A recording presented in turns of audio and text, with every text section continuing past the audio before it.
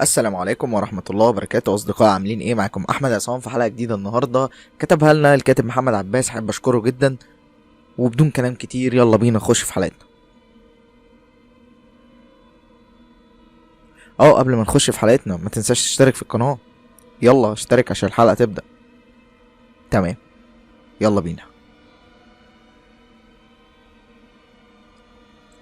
أنا أحمد، كاتب صحفي في جريدة صغيرة مش مشهورة أوي. كان حلمي إن أشتغل في جريدة مشهورة والناس كلها تسمع عني، بس لأن بلدنا ماشية بالوسايط جيت الجريدة هنا. مكتبي في ركن صغير زي أي موظف عادي، يا دوبك اللي جاي على قد اللي رايح. مش متجوز لأن ظروفي ما تسمحليش. قاعد مع والدتي لأن أنا اللي براها، ملهاش غيري ولا أنا كمان ليا غيرها. كنت دايما بدور على حدث الناس كلها تشوفه في الجريدة واسمي ينور عليه، عشان اتنقل لجريدة أفضل وأحقق أحلامي اللي حاسس إنها بتضيع مع العمر اللي بيضيع. وفي يوم اتصل بيا صديق ليا ملوش أي علاقة بالصحافة، قال لي جبتلك بقى خبر هيرفعك لفوق. فأنا قلت له طب قول. قال لي تعالى شوف بنفسك وهات معاك كاميرا. طيب اديني العنوان. حضرت ورقة وقلم وبدأت أكتب وراه.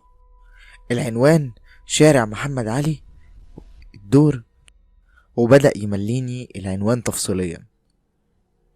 أخدت منه العنوان ونزلت من البيت. كان الوقت متأخر، الساعة تقريبا 1 بعد نص الليل. خدت تاكسي وطلعت على مكان الجريمة. تخيلوا معايا كده، كمية ناس كتير جدا، صحافة كتير وتصوير. مكنش عارف اخد اي حاجة لان الشرطة كانت بتمشينا. حاولت اصور لكني معرفتش. سمعت واحد واقف مع الضابط وعمال بيتكلم ويحكي. اتحركت كده بخباثة عشان محدش ياخد باله من الصحفيين اللي كل همهم يدخلوا الشقة اللي حصل فيها الجريمة. بعد ما الضابط اخد اقوال البواب واللي كان اسمه عم حسين، اتفضل اركب معانا عشان نكمل باقي التحقيق في الاسم. عم حسين كان كل اللي على لسانه والله يا بيه كل حاجة قلتها لك، انا راجل عندي 60 سنة، مش حمل المرمطة دي. هو فعلا راجل كبير وكمان شكله صعب على الضابط.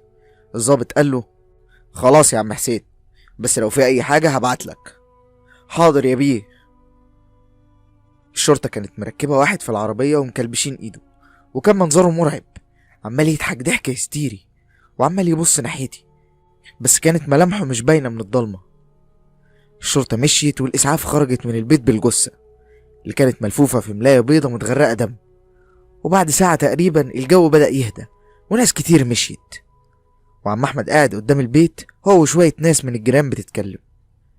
مشيت ناحيتهم وقلت لهم السلام عليكم، أنا صحفي بقالي 3 ساعات مش عارف أجمع معلومة صح والناس كلامها مختلف، ممكن أتكلم معاك يا عم أحمد شوية؟ أنا سمعتك وأنت بتتكلم مع ظابط. وأكيد هتقدر تدلني على الصح. يا أستاذ كل حاجة قلتها للظابط، مش كل شوية يجيلي واحد شكل ويقول لي احكيلي وفهمني، وهو احنا في ايه ولا في ايه يا ناس؟ الناس بدأت تثور على كلام عم حسين وقالوا كلهم اتفضل يا أستاذ من هنا، مش وقته الكلام ده. معرفتش ياخد لحق ولا باطل.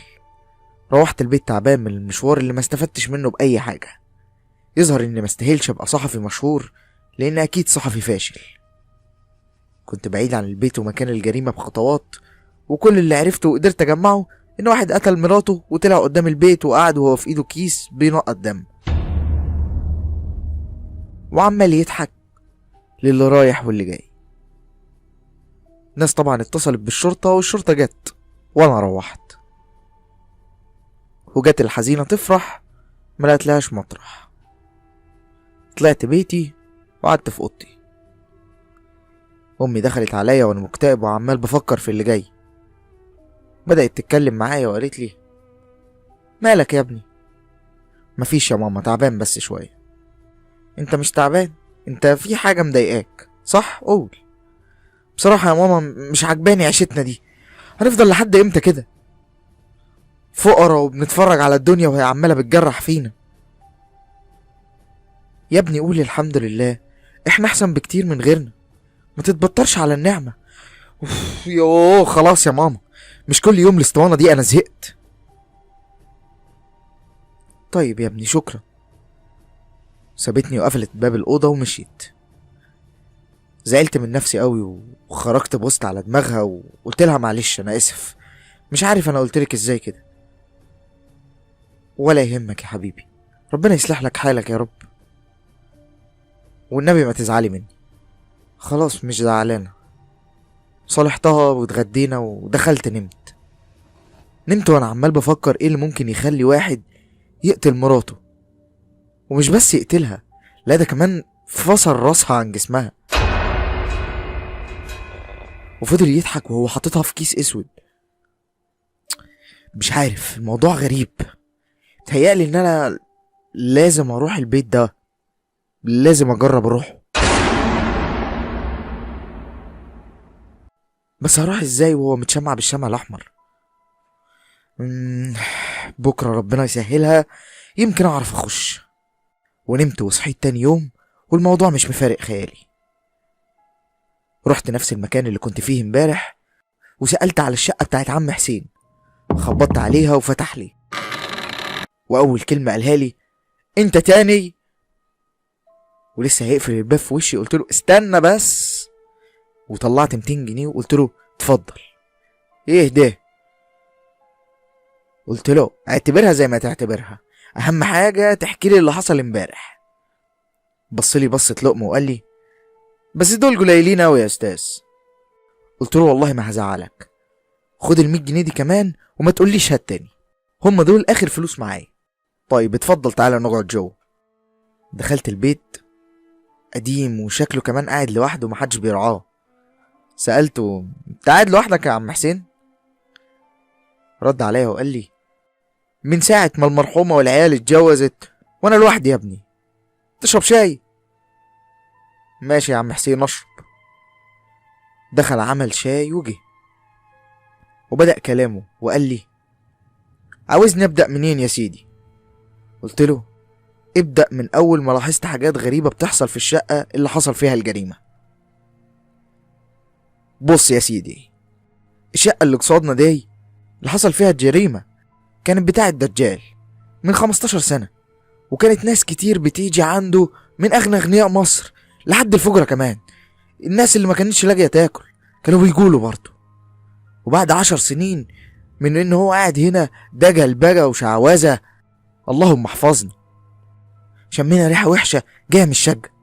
كانت ساعتها وهيبة مراتي لسه عايشة. قالت لي يا حاج في ريحة وحشة قوي بقالها كام يوم. قلت لها احنا ملناش دعوة، ده راجل شراني وبتاع سحر واكيد بيعمل حاجة جوه هي اللي مطلعة الريحة دي. عدى يومين ومحدش سمع له صوت، وكل اللي يخبط على بابه يجري من الريحة الوحشة اللي طالعة من الشقة. اهل المنطقة اتجمعوا بعد ما طبعا وهيبة نشرت الخبر في الشارع كله، الله يرحمها ما كانش بيتبل في وجهها فول. جينا قدام الباب انا واهل المنطقة، كسرنا الباب لقيناها شبه محروق وبات منفوخة والريحة يا ابني جبر. الشرطة جات والاسعاف، وطبعا محدش عرف لحد دلوقتي ايه سبب موته، بس كل اللي عرفناه انه مات مخنوق او طرطش كلام بتتجال. بعد 2 من قفل الشقة صاحب البيت كان بيدور على حد يسكنها، والناس بتتهرب منها لما بيسمعوا اللي حصل فيها، لحد ما جالنا استاذ مجدي هو ومراته. كانوا عرسان جداد وكانت حياتهم ما فيهاش مشاكل رغم انهم ما بيخلفوش. لحد من سنة تقريبا بدأنا نسمع صوت مرات استاذ مجدي وهي بتصرخ كل يوم. كل يوم كان يضربها ويمد يده عليها، واللي كان بيتكلم معاه كان يبرج له ويقول له مالكش دعوة، دي مراتي وانا حر فيها. ربك والحق يا ولد انا ما حبيتش اتدخل تاني. بيقولوا انه بقى مريض نفسي، ومراته المسكينة دي بالرغم من ده كله كانت بتحبه وفضلت معاه عشان يتعالج لحد ما ماتت على ايده.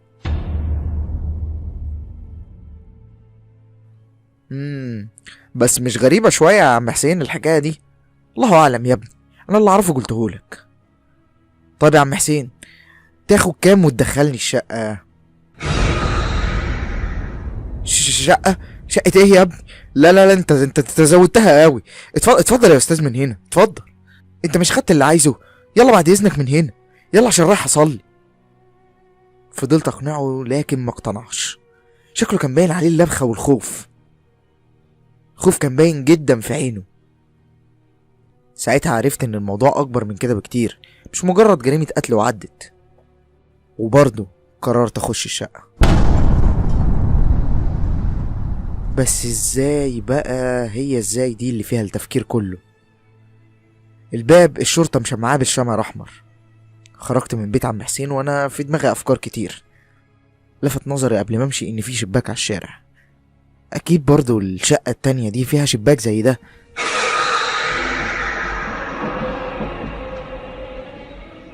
بس خلاص لقيتها، هو ده الشباك اللي هخش منه.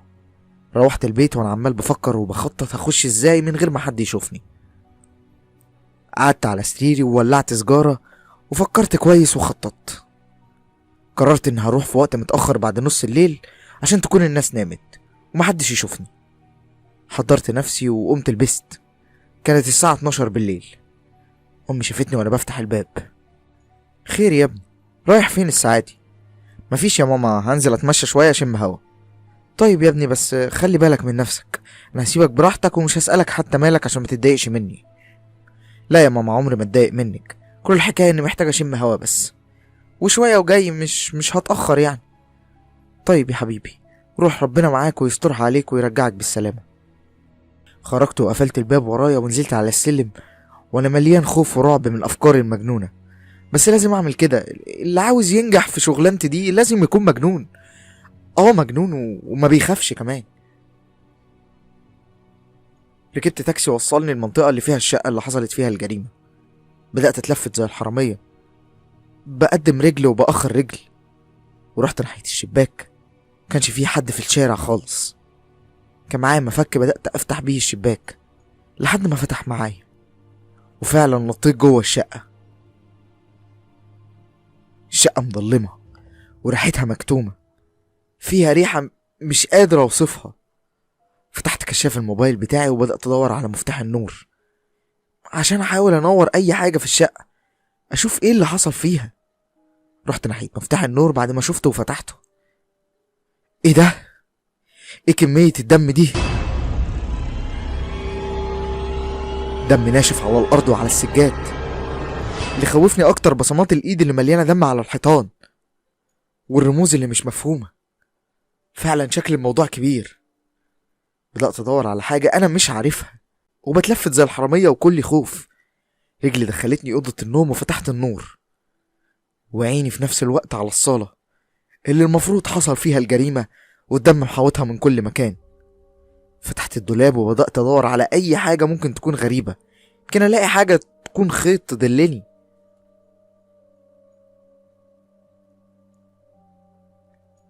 ما لقيتش حاجة بعد ما قلبت الهدوم كلها.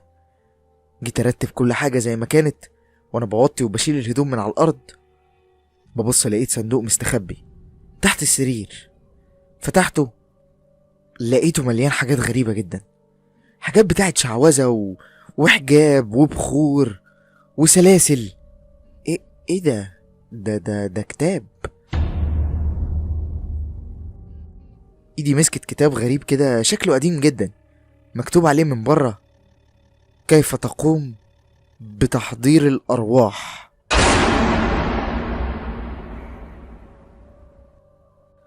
لسه بفتحه قطع حبل تفكيري صوت غامض جاي من المطبخ. سكاكين بتتخبط في بعض وصوت انثوي بيقول: انت جيت يا حبيبي. قلبي كان بيقف تقريبا وروحي بتطلع من الخوف. الصوت عمال يقرب مني والنور بيترعش. في صوت رجلين بتتجر على الارض. الصوت بيتكرر: حبيبي انت جيت. بحاول اقوم رجلي مش شايلاني. حبيبي انت جيت بقى ولا ايه؟ الصوت بدأ يتحول لصوت جاي من الجحيم. قمت وجريت ناحية الشباك والنور بيطفي ورايا، وايد طويلة مش قادر اوصفها، سودة وكلها شعر. كانت ايد دي مختلطة على ايد انسان، شكلها بشع. مسكت في دراعي وانا بنط من الشباك، وفي ايد الكتاب. طلعت اجري الشباك اتقفل ورايا بصوت شديد، اترزع رزعة فكت قلبي من مكانه. دقات قلبي بتهرب مني وانا بنهج وعمال اجري زي المجنون في الشارع. خرجت على اول الشارع بره وبدأت اقف عن الجري واخد انفاسي. خرجت على اول الشارع بره وبدأت اقف عن الجري واخد انفاسي. قعدت على الارض مش قادر من الخوف، مش قادر من الخوف، مش عارف ابلع ريقي. بدأت اهدى شوية وقمت وروحت للبيت. هبطت على الشقة وانا هدومي كلها تراب. امي فتحت لي وهي في ذهول من شكلي. ايه ده يا احمد؟ ايه يا ابني اللي عمل فيك كده؟ ما ردتش عليها ودخلت جري على الأوضة ونمت على سريري بكل هدومي حتى بالجزمة. استخبيت تحت اللحاف زي الأطفال مش مستوعب اللي حصل. مع التعب والتفكير نمت وصحيت تاني يوم وهي بتعمل لي كمادات وبتقولي الحمد لله على سلامتك. في ايه يا احمد؟ ايه اللي حصل يا ابني؟ انا عارفه انك مش هتجيبها البر. عملت ايه؟ احكيلي. قلت لها على اللي حصل كله. ما كنتش هقدر اقول لحد غيرها. اي حد لو كنت حكيت له كان هيقول عليا مجنون وما كانش كمان هيصدقني بعد كده. قالت لي قوم يا ابني اتوضى وصلي وانا هتصل لك بعمك الشيخ خالد يجي يقعد معاك. قلت لها لا يا ماما ارجوكي ما تكلميش حد، انا خلاص بقيت كويس. وخرجت من الاوضه واخدت دش عشان افوق من يوم امبارح وانسى اللي حصل. وعملت فنجان قهوه ودخلت الاوضه وقفلت الباب. قربت من الكتاب ومسكته بايدي وقعدت على السرير. فتحت الكتاب على اول صفحه لقيت مكتوب فيها التالي: مرحب بك وبعقلك وبأعينك التي تتمعن بها الآن. هذا الكتاب لا يوجد له نسخة ثانية، فقط هو واحد في العالم الذي تمتلكهم الآن. بامتلاكك له تمتلك العالم. ستتحقق لك كل أحلامك إذا وافقتني على اصطحابك إلى عالمي الخاص. يوجد 5 شروط فقط لنبدأ في تحقيق أحلامك. تريد أن تعرفهم؟ حسنا سأخبرك. الشرط الأول: لا تخبر أحد بامتلاك هذا الكتاب. أي شيء يصيب الكتاب بأذى سوف يتأذى جسدك. لا تخبر أحد حتى أقرب الأشخاص إليك. الشرط الثاني: أن تسمع قصتي. دعني أعرفك بنفسي. تصفح الصفحة رقم 90، ستجدني منتظرك هناك. إيه التخريف ده؟ أكيد هبل. عيني كانت بتتابع الكلمات لقيت مكتوب: يبدو أنك فتى يضيع الوقت في تفاهات، لا تفكر كثيرا حول الكتاب. أنا ليس مجرد كتاب، أنا قارئ لأفكارك الآن. أنا الجواب، أنا الوقت، أنا معك، أنا معك الآن، لكني أتواصل معك في الكتاب فقط. حسنا، أغمض عينيك، اسأل سؤال ثم افتح عينيك وتابع كلماتي. غمضت عيني وقلت طيب أنا أمي اسمها إيه؟ وضحكت وأنا بقول اللي أنا بعمله ده. فتحت عيني وبصيت على الكلام لقيت بيتكتب: أمك اسمها عزيزة. إيه ده؟ هو إيه اللي بيحصل؟ معك 10 دقائق تفكر بهم. هل تريد أن تكمل أم لا؟ وبعدها سأتركك ولن تجدني مرة أخرى. خلاص أنا بقراه أهو. حسنا، تابع الصفحة 90. كل ده والكلام بيتكتب قدامي أكني قاعد بكلم شخص، بس أنا اللي بقرا، يعني بقوم بالدورين. قلبت للصفحة 90 فعلا وبدأت أقرأ: مرحبا بك من جديد. نحن الآن في الشرط الثاني، وهو أنت تعرف من أنا. أنا الأزرق، هذا هو اسمي، الأزرق من أسياد الجان. والدي ملك عشيرة الجان. عمرنا بين القرنين والثلاث قرون. نشارككم عالم داخل عالمكم، لكن ليس عالمكم. نأكل عظامكم بعد موتكم، ونأكل كل شيء له رائحة كريهة بالنسبة لكم، فهي شهية بالنسبة لنا، لكننا لا نمتلك التواصل معكم إلا بكتابات أو رموز لمن يتعمق. أو على هيئة قطط سوداء. لن أطيل عليك الحديث، سأختصر. والدي تجاوز القرن والنصف، وفي عشائر الجان لا يصلح للملك تجاوز القرن والنصف في الحكم. حين يبلغ من العمر هذا القدر يحكم ابنه، وإذا لديه ولدين يتعاركون أمام العشيرة، وهذا ما حدث. والدي أجمع العشيرة كلها وقال لهم: يا معشر الجن، في الليلة التي يكتمل فيها القمر سوف يتبارز الأزرق مع أخيه شخفاخون. التبارز في عشائر الجن بعصا وتعاويذ سحرية، إذا انحنى أحد منا يخسر ويتوج الآخر تتويج الملك. أخي كان يكرهني منذ صغري لأنني يحب أميرة الجان سنداو، وهي تحبني. كان يحبها وكانت تحبني أنا وليس هو. تعرض لها مرارا وتكرارا حتى قال أبي: من يتوج بتاج الملك سيكون زوجا للأميرة سنداو. وعندما اقترب اكتمال القمر حدث شيء لم يحدث منذ آلاف السنين. المخلص قد سرق من غرفة والدي. المخلص هو مخلصنا من الهلاك. هذا الكتاب يحتوي على تعاويذ هي التي تجعلنا الأقوى بين عشائر الجن. عشيرتنا تتميز بهذا الكتاب، لا يؤتمن عليه غير الملك فقط، وهو من يحميه. والدي أخفى هذا الخبر وقال لي أنا وأخي أن لا نتفوه بأمر سرقة الكتاب إلا بعد أن نتبارز، والملك منكم سوف يقول لعشيرة الجان أن الكتاب قد سرق، وهو من سيتحمل رجوعه. والآن قد اكتمل الأمر، حان الموعد المنتظر، وعشائر الجان تنتظرنا بالخارج، وهي تحمل مشاعل الليل وطبول تضربها دقات القلوب الخائفة. مشهد يتكرر كل 150 عام. والآن سوف نكمل حديثنا في أول صفحات الكتاب لأخبرك بشرطي الثالث. رجعت من أول الكتاب حاسس إن في مسلسل. الكتاب عمال يشدني ومش عارف أنا رايح لفين. كملت وكان مكتوب: مرحبا بك بعد عودتك من الشرط الثاني. فلنكمل. الشرط الثالث هو أن تذهب إلى المقابر ليلا. إيه؟ مقابر إيه؟ لا لا لا لا. وبدأت أقفل الكتاب. حسيت إن السرير بيتهز بيا، والنور عمال يطفي ويشتغل، وصوت وحش قوي نفس الصوت اللي سمعته في الشقة.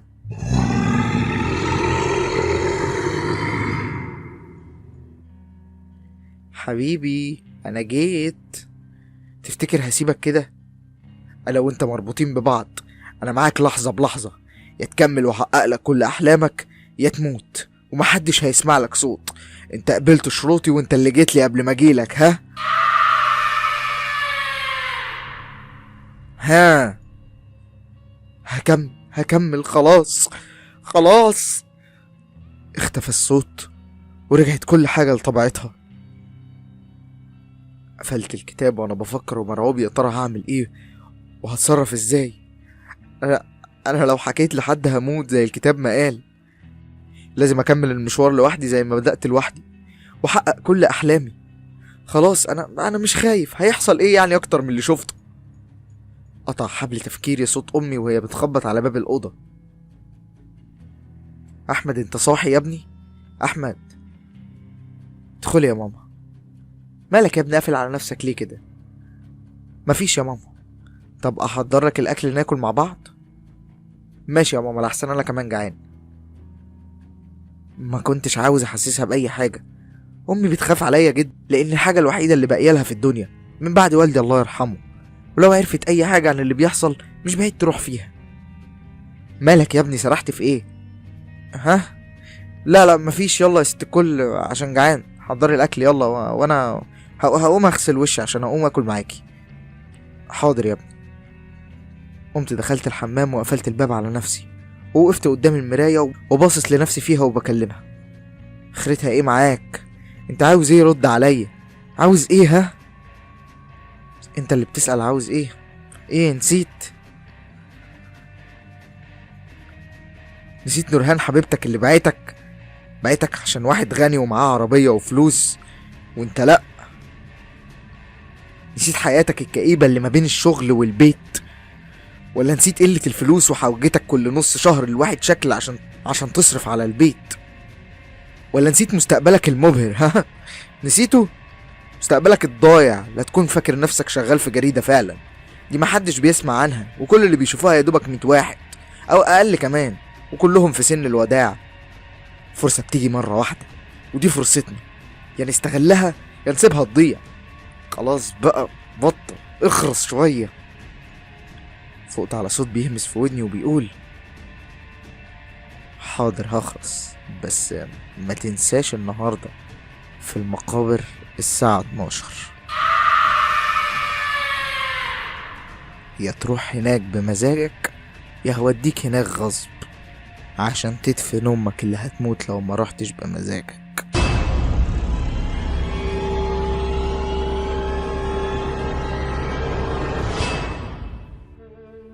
لا لا، امي لا، امي لا، انا هروح، سامعني، انا هروح. باب الحمام خبط وامي بتقول: بسم الله الرحمن الرحيم. احمد يا ابني، احمد افتح يا ابني، مالك في ايه يا احمد؟ خرجت وحطها في حضني وفضلت اقول: امي لا، امي لا، سامع، امي لا. وهي فضلت مخضوضه: في ايه يا ابني، في ايه؟ بسم الله الرحمن الرحيم. خدتني في حضنها وفضلت تبكي: مالك يا ابني، مالك، ايه اللي حصل لك؟ انت كنت بعقلك، ايه اللي جرالك؟ انا لازم اتصل بعمك. هي بتتكلم وانا اعصابي منهارة. خدتني وقعدتني في الأوضة على السرير وشغلت قرآن وقالت لي: نام، نام يا ابني. وخرجت وقفلت الباب. من التعب النفسي اللي كنت فيه نمت على صوت القرآن. حاجة بتشدني من الواقع لمكان كلنا بنروح فيه بعد ما بننام. فتحت عيني على مكان كبير ملهوش أول من آخر. نايم على ظهري ملفوف بحبل ومربوط من رجلي بحبل طويل ممتد لمكان عيني مش جايباه، مختفي في الضلمة. حاجة بتشد الحبل وبتجرني ناحيتها، وصوت بيتردد في المكان كله: أنا في أحلامك وفي الواقع. تفتكر هتروح مني فين بعد كده؟ الموت، الموت اللي جايز بس هو اللي ياخدك مني، أو تخلص الشروط اللي أنا شرطتها عليك. أنا موافق، أنا موافق وهعمل اللي أنت عاوزه، بس بلاش أمي، بلاش.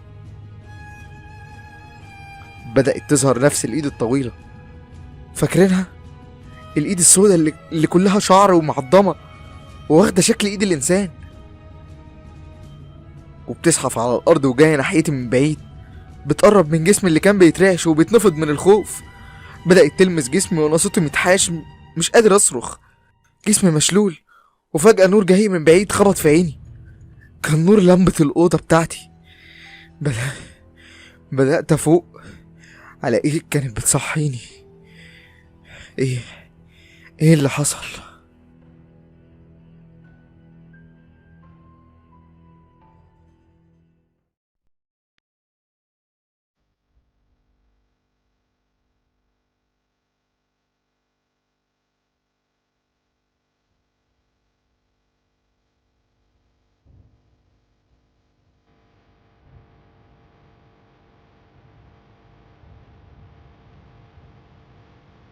ولحد هنا تكون خلصت حلقة النهاردة. حابب أشكر الكاتب محمد عباس جدا. إن شاء الله نتقابل في الجزء التاني الحلقة الجاية. ما تنسوش تشتركوا في القناة عشان يوصل لكم كل جديد، ولو الحلقة عجبتكم ما تنسوش تسيبوا لنا رأيكم في الكومنتات تحت وتعملوا لايك للحلقة، وما تنسوش تنضموا للجروب بتاعنا، وهتلاقوا كل اللينكات بتاعتي تحت في الديسكريبشن. ما تنسوش تنضموا لأي حاجة فيها لو انتم مش فيها. وفي الجروب هستنى اقتراحاتكم او رأيكم في الحلقات، واي حد عنده قصة حابب نحكيها يبعت لي على الاكونت الشخصي، هتلاقوه برضو تحت في الديسكريبشن. كنت انا معاكم احمد عصام، ان شاء الله نتقابل في حلقة جديدة جاية. شكرا لحسن المتابعة.